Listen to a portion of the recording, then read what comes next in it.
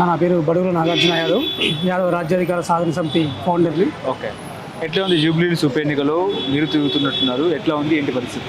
చాలా బాగుందన్న, అంతా పాజిటివ్ టాక్తో నడుస్తుంది. మాకేమన్నా ఇప్పుడు ఓన్లీ మనం విజయం సాధించాము. ఓన్లీ మనం మెజార్టీ కోసం ఈ ఎన్నికలు జరుగుతున్నట్టుగా మేము చూస్తున్నటువంటి ఏరియా, మేము తిరుగుతున్నదో మాకు కనిపించినటువంటి దృశ్యాలు అనమాట. అంటే ఎందుకు ముఖ్యంగా నవీన్ యాదవ్ గారిని ఎందుకు గెలిపించాలి జూబ్లీహిల్స్లో? అన్న లోకల్ లీడరు, వాళ్ళ కుటుంబం ఒక 50 సంవత్సరాల నుంచి ప్రజాపాలనలో ఉన్నారు. అంటే వాళ్ళు ఎటువంటి రాజకీయంగా లాబింగ్ చేయకుండా వాళ్ళకు తోచిన సహాయ సహకారాలు అందిస్తూ ఈ జూబ్లీహిల్స్లో వాళ్ళకంటే ఒక ప్రత్యేక స్థానాన్ని ఏర్పరచుకున్నారు. కాబట్టి ఈ కరెక్ట్ పర్సన్ కరెక్ట్ వేలో కరెక్ట్ దొరికిండు. ఆ రేవంత్ రెడ్డి గారు కూడా కరెక్ట్గా నవీన్ అన్న గారికి అవకాశాన్ని కల్పించడం కూడా మంచి శుభపరిణామంగా మేము భావిస్తున్నాం. ఇప్పుడు ముఖ్యంగా ఇక్కడ సెంటిమెంట్ రాజకీయాలు కూడా ఏర్పడే అవకాశం లేకపోలేదంటారా? ఉన్నాయి సెంటిమెంట్ రాజకీయాలు మీరు కూడా చూస్తున్నారు.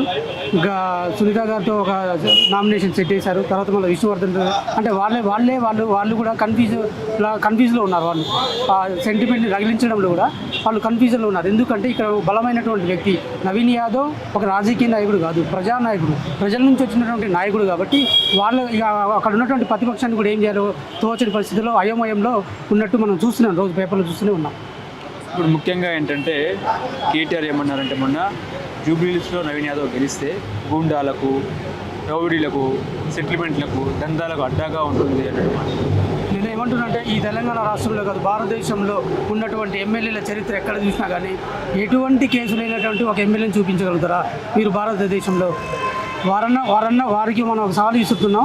భారతదేశంలో ఎటువంటి పోలీస్ స్టేషన్లో ఎటువంటి కేసు లేకుండా ఎఫ్ఐఆర్ నమోదు కాకుండా ఉన్నటువంటి వ్యక్తి ఎవరైనా ఉన్నారా? ఒకసారి అంతఃపరిశీలన చేసుకోవాలని చెప్పేసి మేము అడుగుతున్నాం.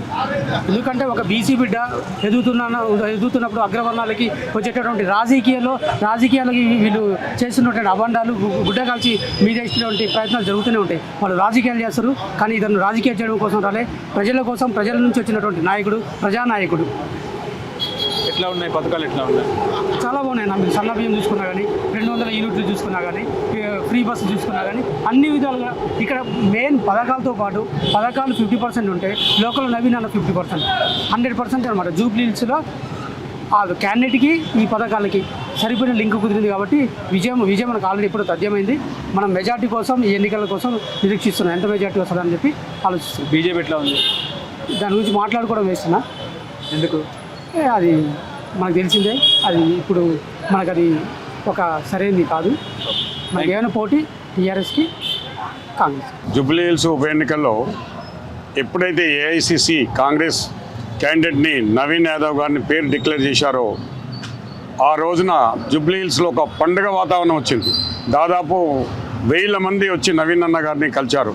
ఎందుకంటే జూబ్లీహిల్స్లో ఈ నవీన్ యాదవ్ గారు గత 17 సంవత్సరం నుండి ప్రజాసేవలో ఉంటున్నాడు.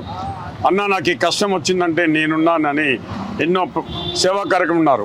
ఎంతోమంది విద్యార్థులకు దాదాపు 300 మంది విద్యార్థుల సొంత ఖర్చుతో ఫీజు కట్టి చదివించిన వ్యక్తి.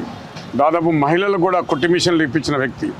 అలాగనే ఏంటంటే ఇవాళ స్పోర్ట్స్ యూత్ లీడర్లకు చాలా ఎంకరేజ్ చేసుకుంటా వాళ్ళకు స్కిల్ డెవలప్మెంట్ క్లాసెస్ కండక్ట్ చేయడము, తర్వాత స్పోర్ట్స్ సంబంధించిన వాళ్ళకి ఐటమ్స్ స్పోర్ట్స్ కిట్ ఇవ్వడము, అలాగనే మహిళలకు దాదాపు 2000 మందికి సామూహిక శ్రీమంతం గర్భిణీలకు చేయించడం అనేది ఒక అదృష్టం. ఇవాళ 2 సార్లు ఓడిపోయినా కానీ పట్టుదలతో నేను ఇంజనీరింగ్ బీఆర్క్ అంటే బ్యాచిలర్ ఆఫ్ ఆర్కిటెక్చర్ ఇంజనీర్ చేసినాడు. లక్షల జీతాలు వదిలిపెట్టి కూడా నేను ప్రజాసేవలు ఉంటాని పట్టుదలతో నిత్యం ప్రజల మధ్య ఉంటున్నాడు. ఎందుకంటే 3వసారి కూడా మన జూబ్లీహిల్స్ ప్రజలు ఆలోచిస్తున్నారు, ఈ యువ నాయకుడు విద్యావంతుడు ఇలాంటి వాళ్ళకు అవకాశం ఇవ్వాలి అని ముందుకు నవీన్ అన్న యాదవ్ గారిని యూసుఫ్ కూడా వెళ్ళండి. నేను దాదాపు ప్రతి బస్తీ తిరిగి మైక్లో చెప్పుకుంటే పథకాల గురించి చెప్తుంటే పబ్లిక్ టాక్ ఎలా ఉందంటే ఇవాళ యూసుఫ్ కూడా అట్లా ఉంది, బోర్బండ అలా ఉంది. ఇప్పుడే మీ సమాజ్ కూడా శ్రీనగర్ కాలనీ వెళ్ళాం, అక్కడ కూడా అపార్ట్మెంట్ వాసులు వచ్చి నవీన్ నాకు చేసిన సేవలను బట్టి చెప్తున్నారు. ఈ రోజుల భగవంతుని ఇచ్చిన ఆశీర్వాదం ఏంటంటే సేవా భాగ్యం.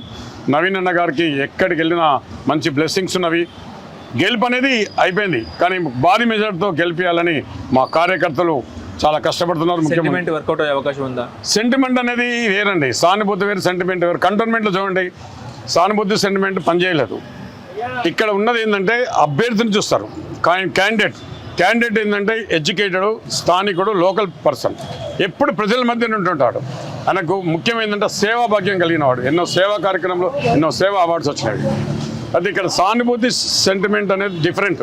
ఎందుకంటే ప్రజలకు కావాల్సింది వాళ్ళకు కష్టాల్లో రేషన్ కార్డు కావాలన్నా 14,000 మందికి రేషన్ కార్డు జూబ్లీహిల్స్లో వచ్చేసినండి.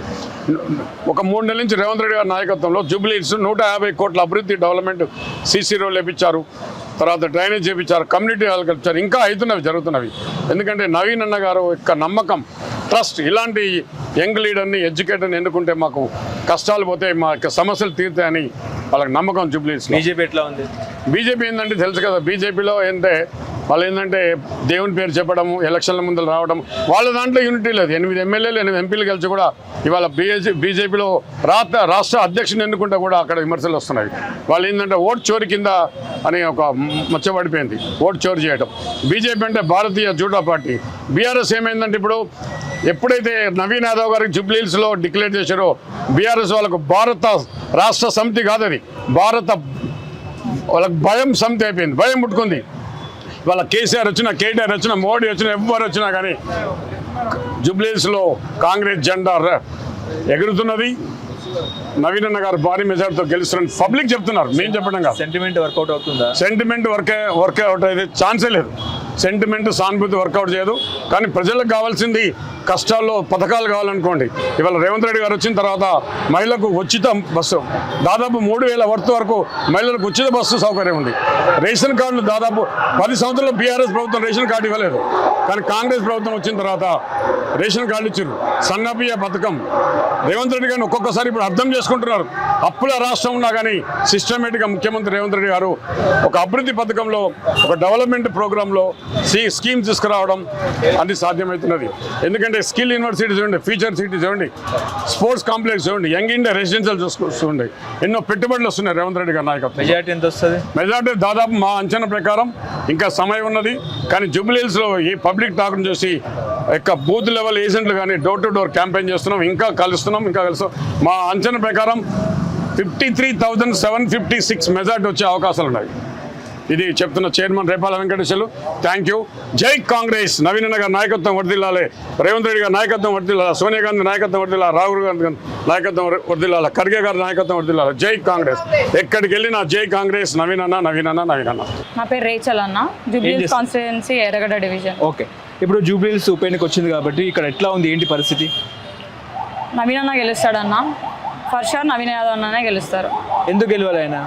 ఎందుకు గెలవాలంటే he is inspiration for youth, women, not only youth but also women and every youngster out there. Okay, ఇప్పుడు కేటీఆర్ ఏమంటారు అంటే నవీన్ యాదవ్ గెలిస్తే జూబ్లీహిల్స్ ప్రాంతం రౌడీ షీటర్లకు, దందాలకు, సెటిల్మెంట్లకు అడ్డాగా మారుతుంది అన్నట్టు కూడా కేటీఆర్ మాటలు. నిజంగా ఆ రకంగా ఉందా ఇక్కడ?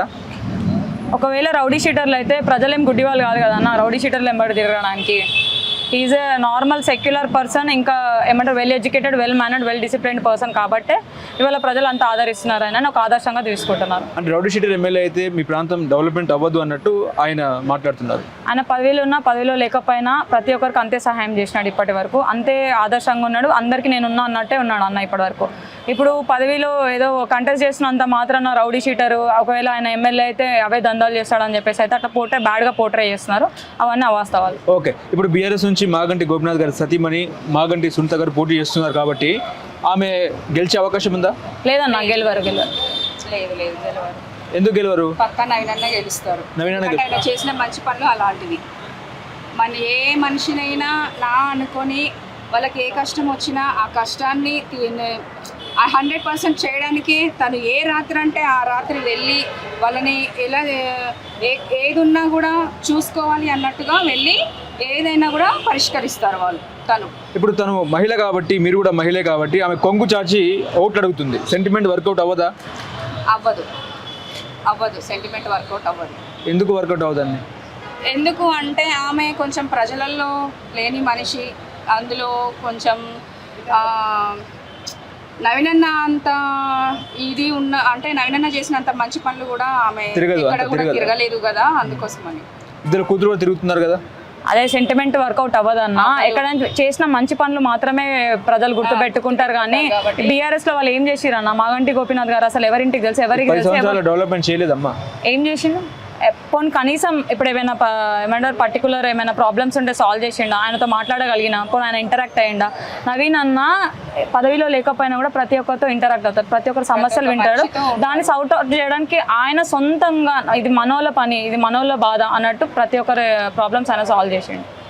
ఓకే, ఇప్పుడు ముఖ్యంగా ఏంటంటే ఎట్లా ఉన్నాయి స్కీమ్స్, ఎట్లా ఉన్నాయి పథకాలు, బాగున్నాయి కాంగ్రెస్ పథకాలు? అన్నీ బాగున్నాయి అన్న, అన్నీ చేస్తారు కూడా, తప్పకుండా చేస్తారు. నవీన్ అన్న వచ్చిన అన్నీ అవుతాయి. బీఆర్ఎస్ ఉన్నారు కాబట్టి బీఆర్ఎస్ మాగినంటి గోపీనాథ్ గారు ఏం చేయలేదు. నవీన్ అన్న గెలుస్తాడు, నవీన్ అన్న చేస్తాడు. తులం బంగారం వచ్చిందా? అన్నీ వస్తాయి అన్న, ఎందుకు రావు? నవీన్ అన్న వచ్చినాక అన్నీ వస్తాయి. ఇంటికి 200 వచ్చిందా? అన్ని నవీన్ అన్న వచ్చినాక వస్తాయని స్కూటీలు చెప్తున్నాను. వచ్చినాయా మీకు? వస్తాయి, నవీన్ అన్న వచ్చినాక వస్తాయి. ఓకే, ఇప్పుడు ముఖ్యంగా ఇందిరమ్మ ఇల్లు వచ్చినాయి మీ ప్రాంతాల్లో ఎవరికైనా? ఇక్కడ వచ్చినాయి, చాలా మందికి వచ్చినాయి. హైడ్రా ఏమైనా ఎఫెక్ట్ అయ్యే అవకాశం ఉందా? హైడ్రా వల్ల కొంతమంది ఇల్లు కోల్పోయారు కదా. అన్ని మన మంచికే అన్న, అన్ని ఇప్పుడు సీఎం రేవంత్ రెడ్డి గారు ఏమి ప్రజలకు అన్యాయం చేయాలని చేయరు కదా, ఏదైనా ప్రజలకు మంచి జరగాలనే చేస్తారు కాబట్టి, అన్ని ఆలోచించే చేస్తారు కాబట్టి వి రెస్పెక్ట్ హిస్ డెసిషన్. ఎట్లా ఉంది? గతంలో కేసీఆర్ ఉన్నప్పుడు బాగుందా, ఇప్పుడు రేవంత్ సీఎంగా ఉన్నప్పుడు బాగుందా? రేవంత్ సార్ వచ్చినప్పుడు కూడా బాగానే ఉంది. ఎందుకు అని అంటే వచ్చి 2 years మాత్రమే కదా, ఇంకా టైం ఉంది కదా మనకి. He'll prove himself.